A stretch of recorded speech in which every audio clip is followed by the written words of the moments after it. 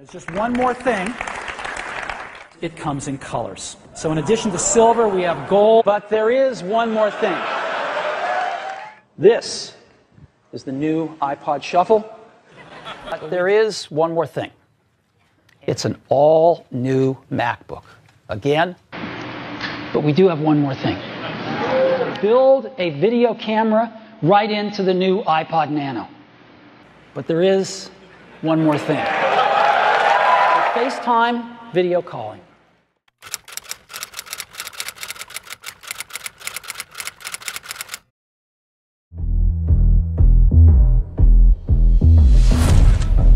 What do you do? You're not an engineer. You're not a designer. You can't put a hammer to a nail. I built the circuit board. The graphical interface was stolen. So how come 10 times in a day, I read Steve Jobs as a genius? What do you do? Musicians play their instruments. I play the orchestra. Steve Jobs was a true son of Silicon Valley. Born in 1955 in San Francisco, he was raised in its freewheeling culture of experimentation and innovation. When Jobs returned to his childhood home in California, he became interested in what was then an entirely new concept, the personal computer. He joined meetings of the Homebrew Computer Club with a man who would become his partner in founding Apple Computer, Steve Wozniak. Jobs and Wozniak took time off their day jobs to set up shop in the family garage in Los Altos. We didn't have a telephone to phone the computer stores in the garage. That was in Steve's bedroom. The team's first computer, the Apple I. As the tech industry in Silicon Valley took off, Jobs saw opportunity. The penalty for failure for going and trying to start a company in this valley is non-existent. There really isn't a penalty for failure either psychologically or economically, in the sense that if you have a good idea and you go out to start your own company, even if you fail, you're generally considered worth more to the company you left because you've gained all this valuable experience in many disciplines. Xerox had invented the entire paradigm of modern computing, but they had no idea what they were sitting on. But Jobs did. He wanted to bring the graphical user interface to Apple Computer. But first, he had to deal with a power shift going on inside Apple. The Apple Board of Directors wanted an experienced executive to be president of the company. Jobs interviewed dozens of candidates before he focused on someone from outside the tech world, Pepsi CEO John Sculley. Steve, in those days, he had long black hair and very piercing palmetto berry eyes. He looked down at his running shoes, and then he looked up at me, and he said, "Do you want to sell sugar water for the rest of your life, or do you want to come with me and change the world?" And it was like someone just knocked the wind out of my stomach. A few weeks later, I was working at Apple. In 1985, tension at Apple rose as an internal power struggle threatened to tear the company apart. I said, "Steve, we're a public company, and I have to tell the board where we are in terms of inventory, in terms of sales performance, and we're in trouble." When he had reached the point where he identified Sculley as a rival, he decided he had to take Sculley out. And much to Steve's surprise, the board sided with Sculley. The knee-jerk reaction of conventional people is to elbow what they see as disruptive forces aside. And Steve, the co-founder of Apple, was unchivalrously ushered to the exit. Being fired almost destroyed him. They threw him out of his own company. I mean, he thought it was unbelievable. Jobs called these years after Apple his most creative and personally fulfilling. His professional life was also changing dramatically. Right after his ouster from Apple, Jobs bought a company from Lucasfilms that would become a household name. In 1995, Jobs' investment in Pixar was about to pay off in a big way. I am Buzz Lightyear. I come in peace. Oh, I'm so glad you're not a dinosaur! Toy Story, Pixar's first feature film, was a blockbuster and became 1995's highest-grossing U.S. movie. Pixar really created probably the most successful genre in the movie business today, which is CG animation. When Pixar went public, Steve Jobs became a billionaire. After Steve left the company, it lost its compass, lost its mission. It lost its founding spirit. Its products got old and stale. And during that whole period, Microsoft had gotten stronger and stronger. Computers running Windows accounted for nearly 80% of the market. Apple's market share could not break 11%. And their ousted co-founder was sitting on an operating system that could save them. They wanted Next's operating system. In an ironic and stunning turn of events, Apple Computer bought Next for over $400 million. We're going to be building our next generation operating system on Next technology. Steve Jobs returned to the company he helped create and became interim CEO. And so there began what I think is the greatest turnaround in the history of corporate America.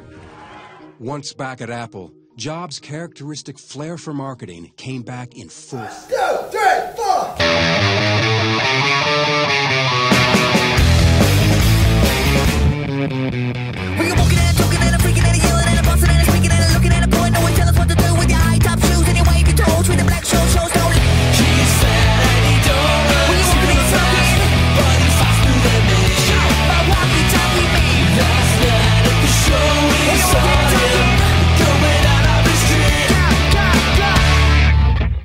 Hello, I'm a Mac. And I'm a PC. What are you reading? Just the Wall Street Journal, it's nothing. Oh, no. A PC, you know what? Oh, it's a review of you. Don't read it. Oh, it's from Walt Mossberg, one of the most respected technology experts on the planet. Apparently, you're the finest desktop PC on the market at any price. Very nice. It's just one man's opinion. I actually got a great review this morning, too. Oh, and congratulations. they said I was awesome. Good for you. And so we're the same. Yeah, what was that in? The awesome computer review weekly journal.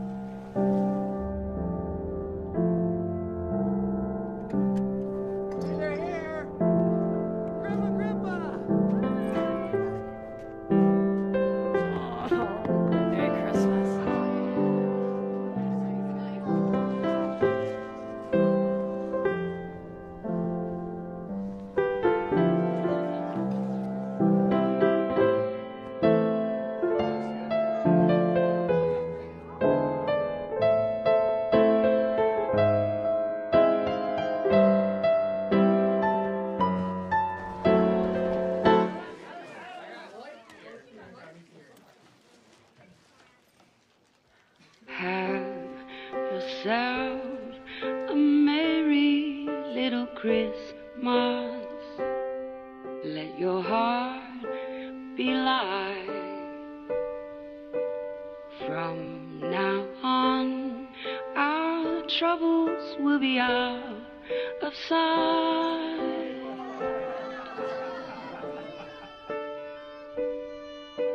Hang a shining star upon the highest bough,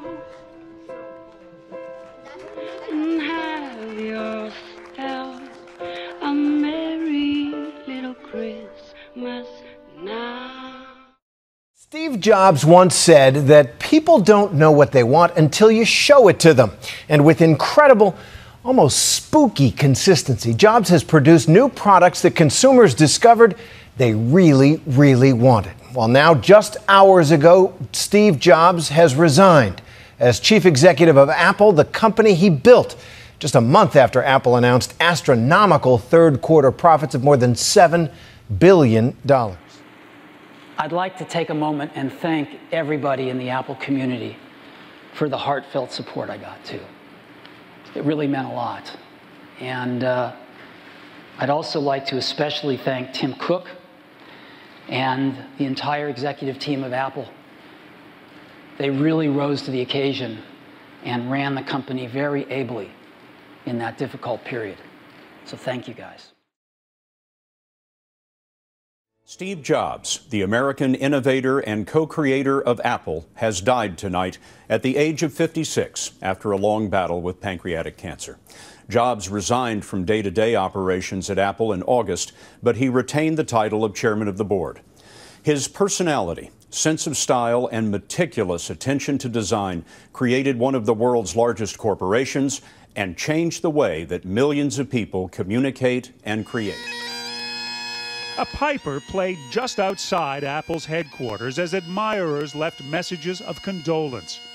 In his signature blue jeans and black turtleneck, Steve Jobs became familiar as Apple's super salesman. Somehow he knew how to create products we just couldn't resist. Oh, Light Tunnel's really great when you want to sort of play God here. The Macintosh was the first easy-to-use computer. The iPod revolutionized the music industry. The iPhone changed our idea of what a cell phone should do. iPhone is like having your life in your pocket. It's the ultimate digital device. The iPad has made tablet computers the next big One phrase that thing. we've heard over and over since the death of Steve Jobs was announced is he changed the world. And it would be hard to find anyone who would disagree with that. Here's to the crazy ones, the misfits, the rebels, the troublemakers, the round pegs in the square holes, the ones who see things differently. They're not fond of rules, and they have no respect for the status quo.